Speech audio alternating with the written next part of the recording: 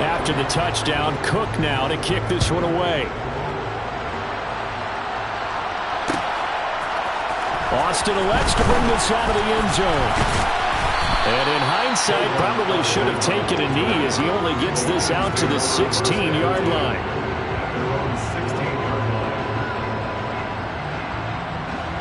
The Lions offense ready to kick off their next drive. And we don't want to call this desperation time, especially in the second quarter, but you're down. I know, but let me finish. Okay, you're down 3 scores already. You've done nothing offensively, nothing on the scoreboard. That's not a good combination. I think you just called it desperation time. I think you did. But let's face it, you mentioned this to me in a break earlier in the game. The energy level hasn't been there right from the start. We've noticed that. They've got to find a way to get on their toes and start punching instead of retreating, to use a boxing analogy. No gain on the play there, so that doesn't help. Now they're looking up at a 3rd and 9 situation. No gain on that run, and while the team is down, there's still time to come back and win the football game. If I'm the offensive coordinator, though, I've got to think about moving at a faster pace and maybe opening things up a little bit and throwing it a little bit more. He's airing it out for Williams. And yet again, Goff is intercepted. Picked off by Eric Stokes.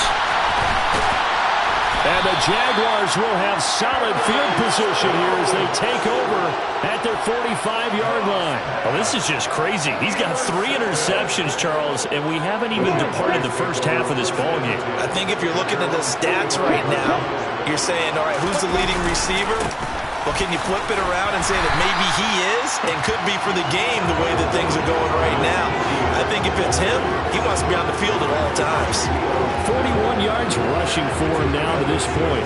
And there was one of the downsides of blitzing during a rundown, because sometimes you get out of your gaps. You don't fit the run quite as well because you're headed towards the ball carrier with abandon. On 2nd down, Etienne once more. And he's going to be stopped up at about the 47-yard line. Brandon, we talk all the time about those hybrid players, guys who can do more than one thing. And I think if you're playing strong safety in the NFL today, you are a true hybrid. Part linebacker, part cover guy. And coming up, sticking his nose in the mess there and making a nice play defensively.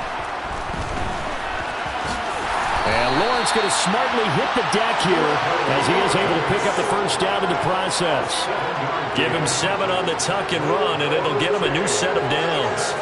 Certainly not a positive sign if you're the D coordinator and you see your guys give up that space so early in the game. 3rd down, that's when the clamps are supposed to come out, but his ability to create things with his legs makes things difficult.